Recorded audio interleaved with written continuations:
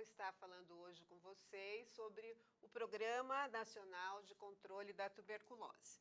Para entendermos melhor como é o programa, a gente precisa entender como é que é o agente infeccioso, causador da doença. Então, quais são as características do agente? Então, quem causa tuberculose é o Mycobacterium tuberculosis e ele foi descoberto há muitos anos por Robert Koch em 1882. E ele não forma esporos, então ele não é encapsulado também, o que vai dar a ele uma menor resistência. Ele tem um conteúdo lipídico na parede que induz a formação de granulomas, que é uma das características da doença, formar granulomas.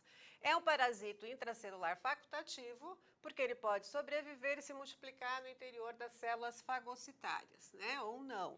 Pode ficar em estágio de dormência por longos períodos. Isso é muito importante para a definição e para o acompanhamento da doença. Ele não produz toxinas e ele precisa de oxigênio para sobreviver. Por isso que o órgão preferencial de acometimento é o pulmão. Ele tem um período de geração longo, então para se reproduzir ele demora de 14 até 20 horas, que também vai ser importante na caracterização da doença. E ele é sensível à luz ultravioleta, ao calor. Então, a luz solar, ela é um componente muito importante para matar esse bacilo, tá? E ele é resistente à dessecação em ambiente escuro. Então, ele pode sobreviver por muito tempo se as condições ambientais forem estas. Então, que órgão que mais acomete a tuberculose, né? A gente tem todos os órgãos podem ser acometidos, mas com maior frequência é o pulmão. E isso se deve a características da transmissão da doença. Então, aqui podemos ver o modo de transmissão, que é muito importante para a gente entender todo o contexto da proliferação dessa doença na comunidade. Então, aqui a gente está vendo, né, aerosóis e gotículas produzidos pela tosse. Então, a tosse produz tanto a tosse, o espirro, a fala, vai produzir tanto as gotículas grandes como aerosóis, que são partículas pequenas. Como acontece a transmissão? Então, essas partículas laranjas são as partículas levitantes. E essas laranjas que têm em volta rosas seriam aquelas que têm o bacilo dentro dela. E eu tenho esses azuis, que seriam as partículas menores que vão cair no chão quando a gente fala, que alguns falam como perdigoto, gotículas de Flig, ou então só simplesmente gotículas. O que interessa para a tuberculose seriam essas gotículas levitantes, que são os núcleos de Wells, que vão ficar no formato de aerosóis no meio ambiente. Então, eu tenho essa pessoa que está doente de tuberculose e a hora que ela tossir, falar e espirrar, essas partículas, que são as gotículas núcleos, vão entrar na corrente, no sistema respiratório dessa outra pessoa e aí elas vão penetrar e podem causar doença. Então, aqui é um esquema de como ela entra e aqui, o que acontece no caminho? Se ela for grande, for formato de grumo, o próprio pulmão vai tratar de expelir esse bacilo. Se ela for menor, então dois bacilos em uma gotícula não, desculpe, em um núcleo de Wells, que seria aquele que está em suspensão, ele vai conseguir atingir o pulmão. Então, só vai atingir o pulmão essas gotículas, esses núcleos de Wells, que são pequenininhos, né? E eles têm capacidade, então, de atingir o alvéolo, que é a menor estrutura pulmonar, tá? Então, aí está dada a infecção. Se ele conseguir atingir o alvéolo, começa o processo infeccioso. Quem transmite, então? Só pessoas que têm a tuberculose na forma pulmonar, porque eu preciso de todo esse mecanismo, eu preciso formar núcleos de Wells e ele precisa estar no formato de aerosóis para entrar no sistema respiratório de outra pessoa. Das tuberculoses que são extrapulmonares, a única que pode ser transmitida é a laríngea, pela localização. Como a laringe fica aqui, a hora que a pessoa tossir, falar e espirrar, ela também vai estar produzindo esses núcleos de Wells. As outras tuberculoses extrapulmonares, todas entram via sistema respiratório. E aí, dependendo da pessoa, ela vai escolher ou um órgão ou outro, aí vai ser da característica individual de cada indivíduo, né, de cada pessoa, uns vão ter mais tendência a ter tuberculose óssea, outros intestinal, outros ganglionar, outros pleural. Então, isso é uma característica que tem a ver com o indivíduo.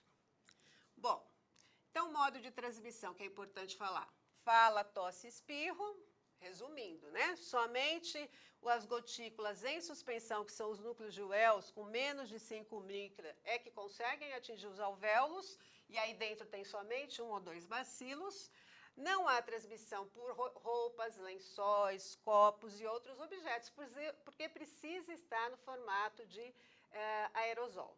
Isso daqui é um ponto muito polêmico. A gente tem muitas pessoas que, quando ficam doentes, ainda separam os objetos, mas isso é totalmente inadequado, não há necessidade, porque tem que estar no formato de aerosol. Isso vem de uma cultura antiga, quando não se conhecia o sistema de transmissão da doença. Hoje a gente já sabe que não é possível esse tipo de transmissão. A transmissão depende também de quem é que está fazendo quem é a fonte, quantos bacilos ele tem, né? Então, a gente estima que a capacidade de produzir gotículas núcleos de 1 a 250 por hora, essa pessoa que produz isso, ela vai ser uma fonte que vai transmitir para outra. Só para a gente comparar, eu coloquei o sarampo, né? Então, o sarampo, ele produz, em média, 5.000, né, gotículas por hora. Então, é uma doença que a capacidade dela de proliferar não é tão grande que nem a do sarampo. Então, sarampo, uma pessoa, se tivesse um doente hoje aqui com sarampo, na sala de aula, por exemplo, ou no escritório, em algum lugar fechado, no dia seguinte a gente já teria várias pessoas contaminadas. A tuberculose, como ela produz de média 1 a 250 bacilos por hora, então quanto mais ela produzir, mais será a chance de transmissão, ele é bem mais lento, tá? Então a gente não trabalha, né, na questão da saúde pública com essa urgência, correr, porque o processo é todo muito lento e o adoecimento também é muito lento. E a chance, então, quanto mais tempo a pessoa conviver no ambiente, maior a possibilidade de infecção. Então, há estudos que estimam que uma convivência de 100 a 200 horas já vai permitir essa transmissão da doença, né? Então, todos que entram em contato com a tuberculose vão ficar doentes, né? Então, essa é uma questão muito importante, ainda mais de uma doença de transmissão respiratória como a tuberculose. Então, aqui eu trouxe um desenho, acho que muitos de vocês devem já ter vivenciado essa situação no metrô, né? A gente vive no Brasil, em São Paulo, nas grandes cidades, mas em relação ao metrô nas grandes cidades, a gente tem metrô, normalmente superlotação, né? Aqui também é outro que acho que quem usa o sistema de metroviário de São Paulo já deve ter vivenciado. Imaginem, então, uma pessoa com tuberculose nesta situação, né? Então, aqui, como é? Aerosóis, transmissão aérea, se eu tiver numa aglomeração dessa, a chance de eu ter a transmissão da doença ela é muito grande. A pessoa vai tossir, falar, espirrar, um lugar fechado, né, com ventilação escassa e a chance de transmissão é grande. Só que nem todo mundo que adoecer, que entrar em contato com o bacilo, vai adoecer. Então, a gente tem duas características da tuberculose. Ela pode estar como infecção. Então, seria aquela pessoa que entrou em contato com o bacilo de Koch, mas não desenvolveu a doença. Ele só está infectado, tá? Isso depende da resistência natural, né? E se eu fizer um teste, que a gente conhece como teste tuberculínico, vai dar positivo, mas não significa a doença. E eu tenho também, né, desses casos, 90% das pessoas vão permanecer assim pelo resto da vida. Então, hoje, vamos pensar, vocês estavam vindo no metrô, vocês tiveram contato com um paciente de tuberculose, uma pessoa com tuberculose, e inalaram esse ar, né, que tinha os núcleos de Wells com o bacilo. A chance de adoecer é somente de 10%. 90% vão ficar somente infectados, nem vão saber que tiveram contato com bacilo, tá? Os outros 10% vão ter a tuberculose no formato doença. E aí vai ter manifestações clínicas que pode acontecer logo após esse contato, ou pode demorar e acontecer ao longo da vida. Então, por exemplo, tivemos o contato hoje com alguma pessoa que tinha tuberculose no metrô. Eu posso inalar esse bacilo, fico com a tuberculose infecção, e aí eu não vou saber que eu tenho. Ou eu inalei, eu vou adoecer, mas eu vou adoecer daqui a 10, 15 anos. Ou eu posso adoecer daqui a 1, daqui a 2 anos. Então, o comportamento da doença é muito variável.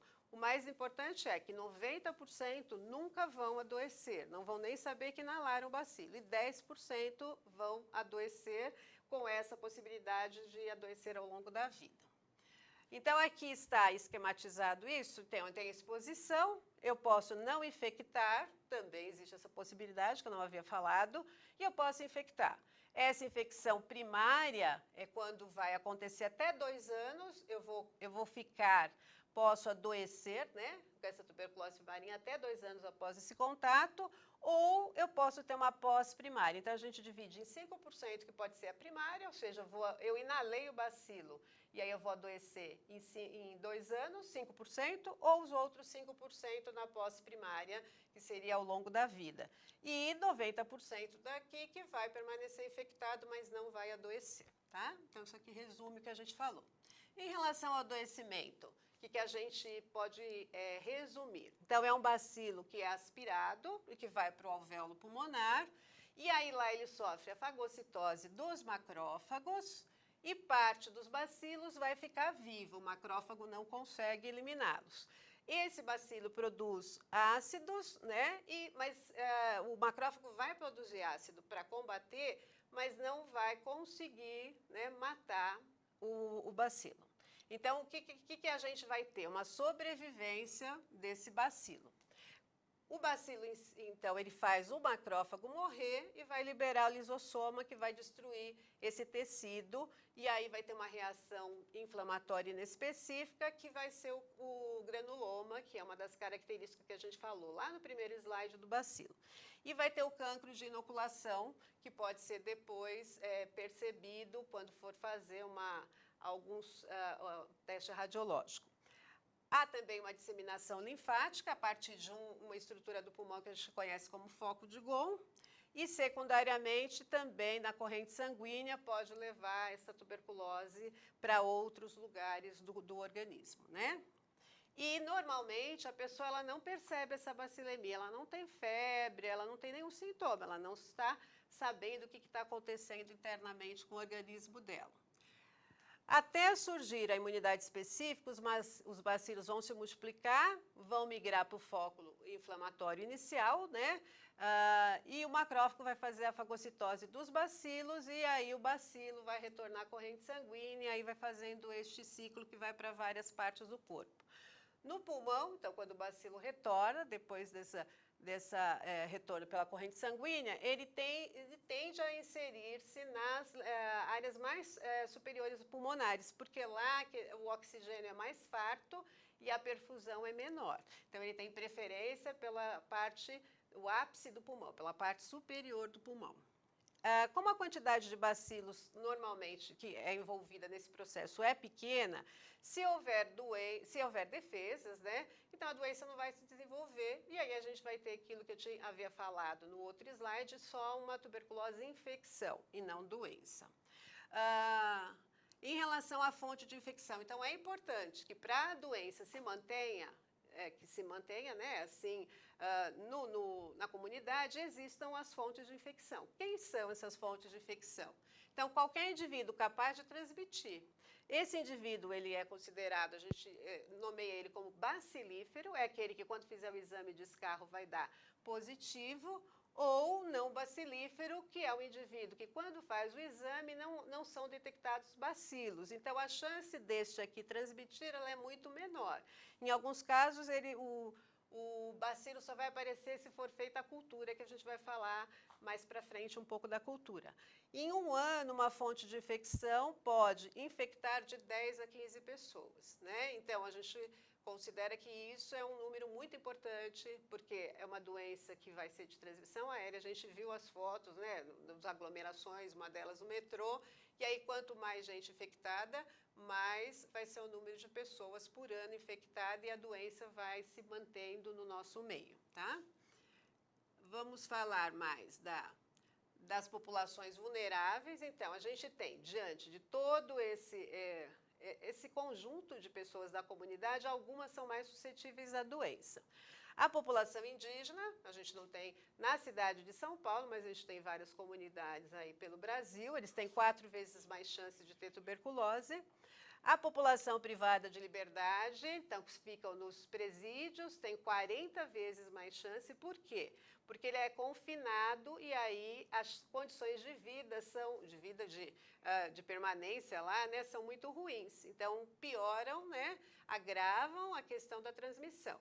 A população em situação de rua tem 60 vezes mais chance de ter tuberculose. Eu pulei aqui do HIV, por conta das questões também da imunodeficiência, ele tem mais chance de ter a doença, tá? Então, esses são os grupos prioritários para nós trabalharmos no programa de controle da tuberculose.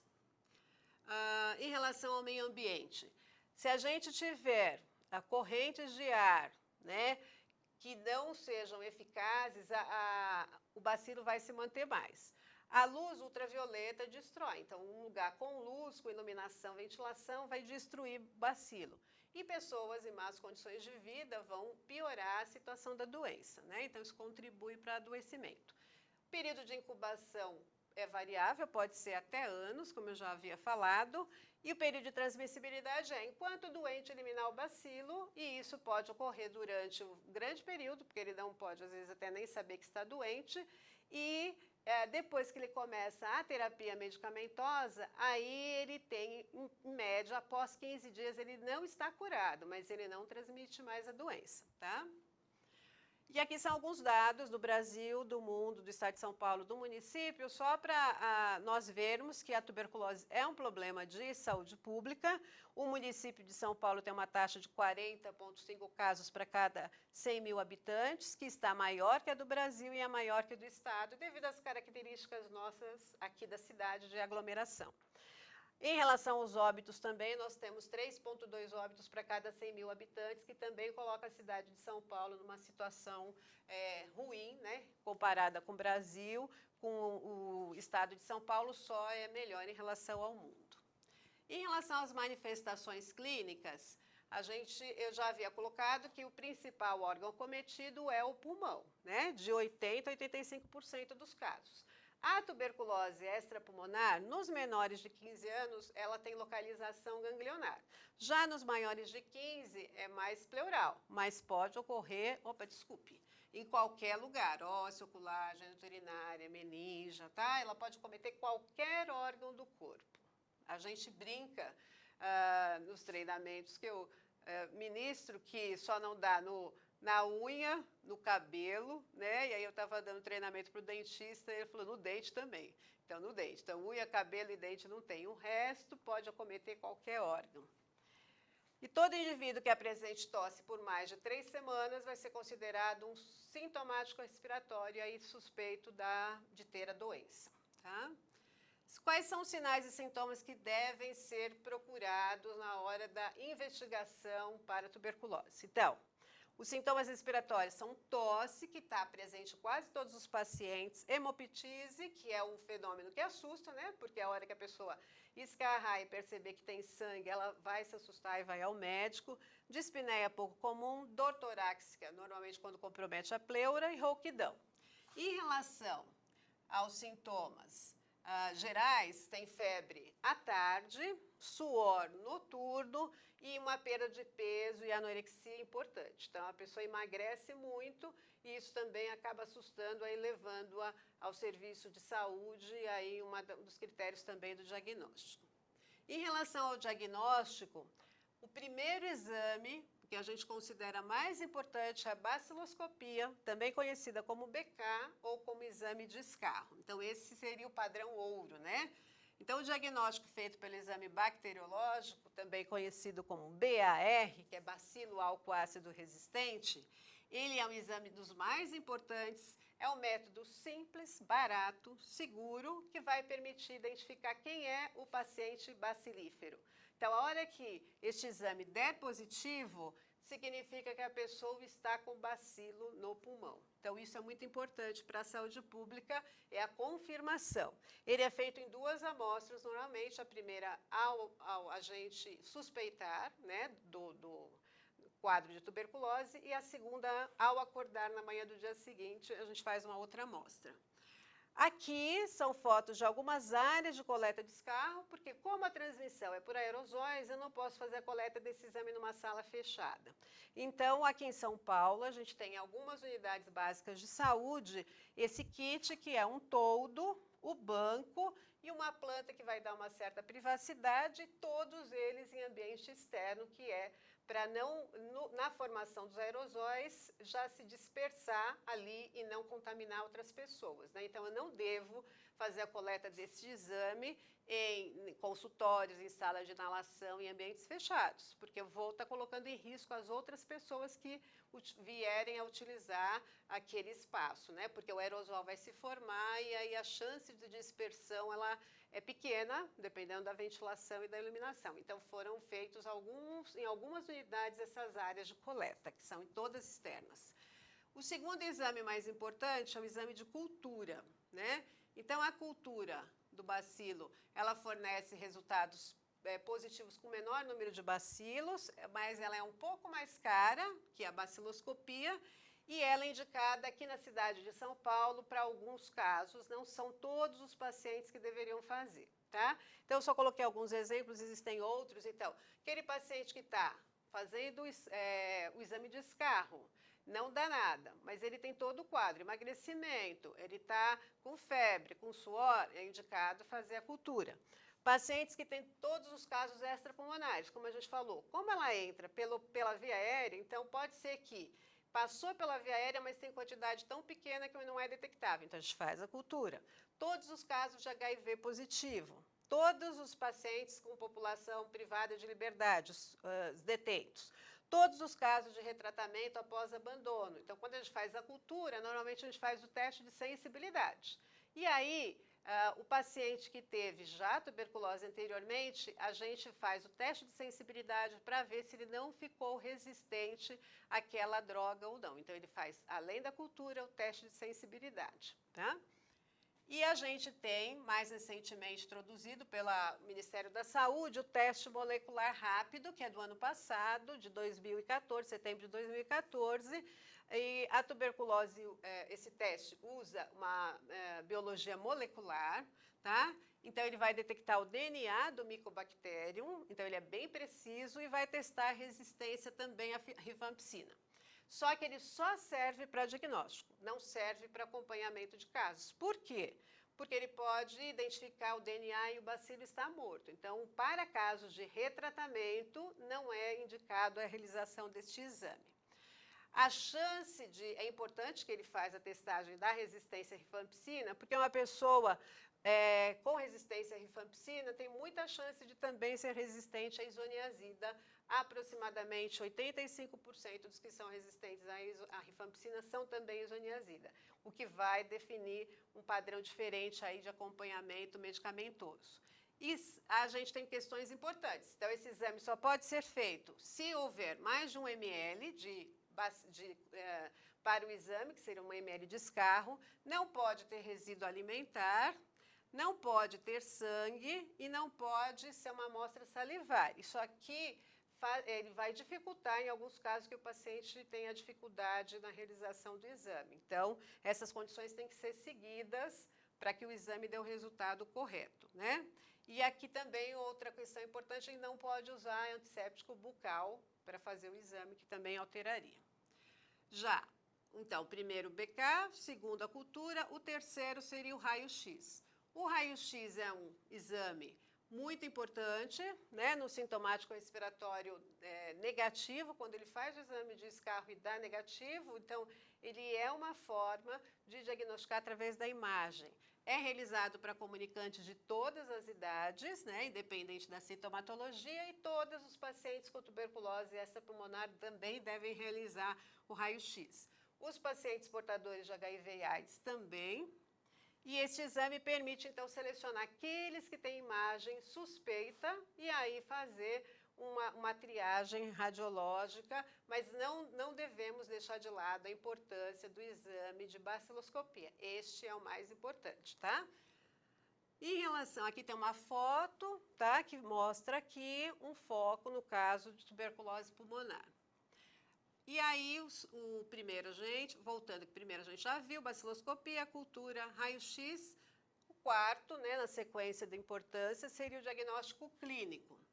Então, um dos exames que auxilia o diagnóstico clínico é a prova tuberculínica, que já foi conhecida como PPD, já foi conhecida como teste de Mantoux, e no último manual do Ministério de 2010, a denominação correta é a prova tuberculínica. Então, ele forma essa bolinha, né?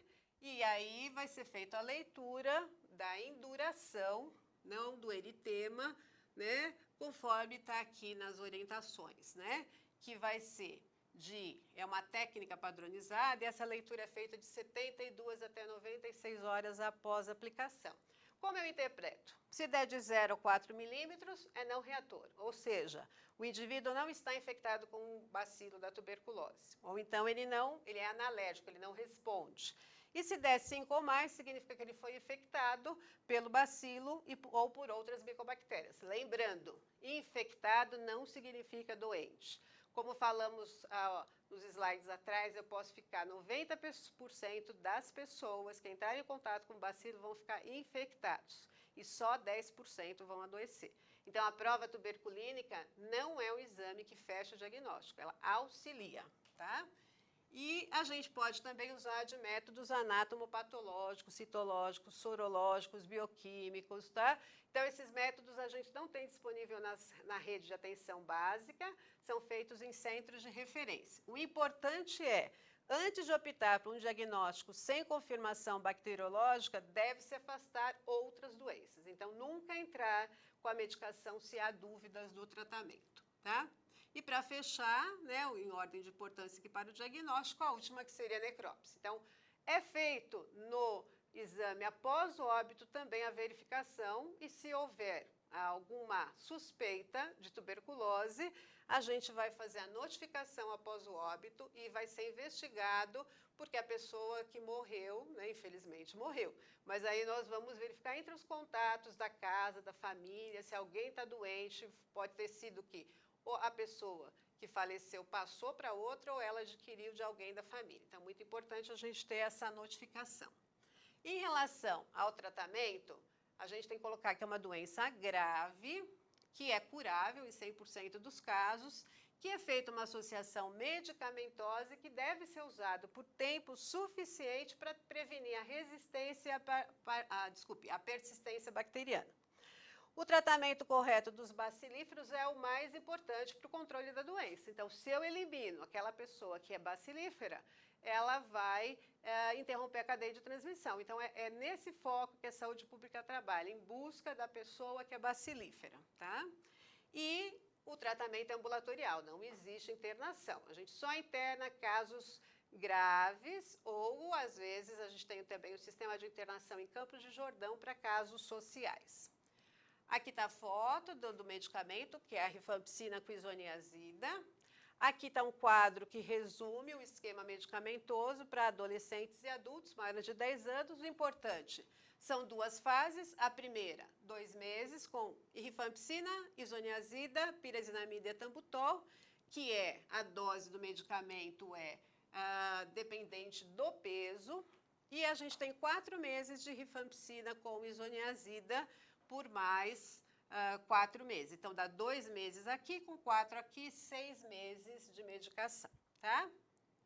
Aqui é o esquema para os menores de 10 anos, a única diferença, o período de tempo é o mesmo, só que a gente não usa o etambutol, tá? Porque não se conhece bem os efeitos colaterais do etambutol nas crianças, então o Ministério da Saúde optou, para que a gente fizesse o esquema dos menores de 10 anos sem o etambutol. Aqui, o tratamento tem que ser supervisionado, essa é uma orientação do programa de TB. Supervisionada é a tomada da medicação vista por algum profissional. De preferência, os 5 dias na semana, e aí o paciente só toma o sábado e o domingo por conta dele, auto-administrado. O tratamento pode ser feito, como aqui nessa foto, na unidade básica de saúde, ou ele pode ser feito no domicílio, em áreas que tenham um programa de saúde da família. Formas de prevenção. Então, a gente tem como medidas importantes da prevenção o tratamento da infecção latente da tuberculose, que seria a quimioprofilaxia, que vai ser um tratamento só com a isoniazida por 6 meses. É importante destacar que, para começar essa quimioprofilaxia, eu tenho que descartar a doença, né? Eu não posso ter dúvidas que a pessoa só tem infecção. Se ela estiver doente, ela tem que fazer o tratamento completo. Se ela está entrando com quimioprofilaxia, é porque ela só está com o formato infeccioso, não está com a doença. A outra forma importante da prevenção é a vacina BCG, que é dada para os RNs, os recém-nascidos, ainda na maternidade. Aqui está uma foto que mostra, então, a BCG é importante para a prevenção das formas graves de tuberculose, que é a miliar e a meningea, tá? E um terceiro seria uma forma de prevenção, é buscar ativamente. Então, onde eu vou buscar? E o que eu vou buscar?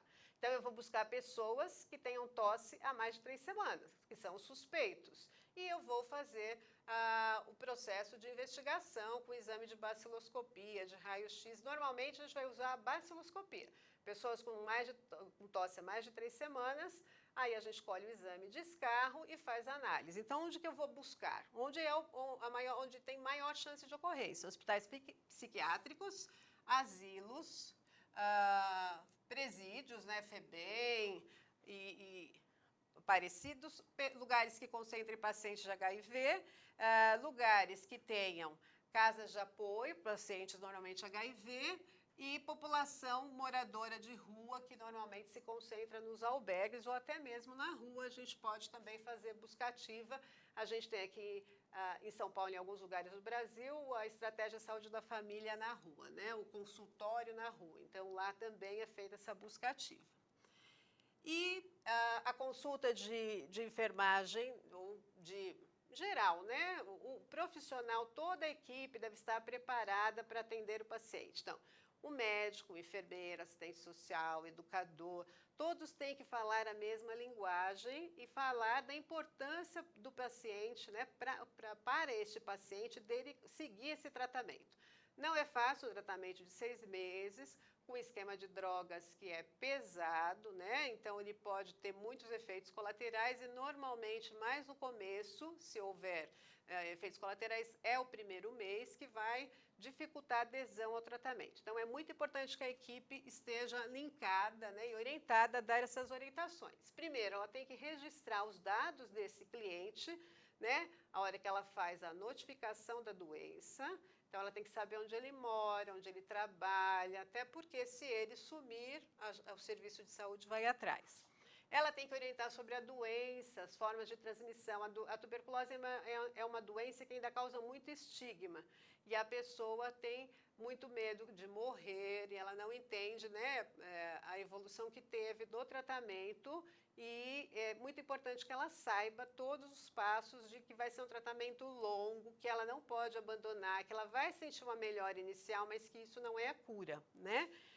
A ingestão dos medicamentos é importante orientar que normalmente é feita em jejum, né? A maioria dos casos, só se tiver alguma reação, o médico vai ajustar outro horário, mas ele é feito ao acordar, toma todos os medicamentos de uma vez só, não pode fracionar. É importante também orientar sobre as ações que esse medicamento vai ter, e as mais visíveis são que altera a cor da urina, fica alaranjada, né? Se o paciente for diabético, também há uma incompatibilidade do medicamento da tuberculose com os antihipoglicemiantes orais, então tem que fazer um ajuste, e aí o médico vai ter que ser informado e trocar por insulina. E também as mulheres, porque a medicação da tuberculose também interfere com os anticoncepcionais. Então, esses são os pontos mais importantes, né, que teria que a equipe estar falando para o paciente, chegando depois a um consenso do que vai alterar em relação aos outros medicamentos tomados juntos com o da tuberculose. O quinto, a importância da administração correta dos medicamentos é responsabilidade. Então, qual é a responsabilidade do paciente, né? Ele tem que tomar, ele ele tem que tomar esses 6 meses, ele não pode parar. Parar e voltar significa poder criar uma tuberculose resistente. E aí a gente vai ter mais dificuldade na hora de entrar com outras medicações, né? Porque daí esses medicamentos padronizados pelo Ministério não irão funcionar. Então aí teria que ter novas drogas nem sempre tão eficazes como essas de primeira escolha. E orientar sobre os hábitos. Então, não devemos proibir nunca de fumar e nunca de beber. Apesar de sabermos que a bebida, né, vai interferir aí na ação do medicamento e o fumo também, como é uma doença pulmonar, proibir não é uma boa alternativa. Então, a gente sempre orienta o paciente a diminuir cigarro o máximo que ele conseguir ou diminuir a questão do uso de álcool, mas a proibição ela tem se mostrado ineficaz, né? A pessoa prefere continuar fumando e bebendo a continuar o tratamento da doença. Bom, então aqui encerramos, né, a nossa aula sobre a tuberculose e gostaríamos que vocês acessassem o AVA, assistam várias vezes a aula se houver dúvida e estamos à disposição para maiores esclarecimentos. Muito obrigada.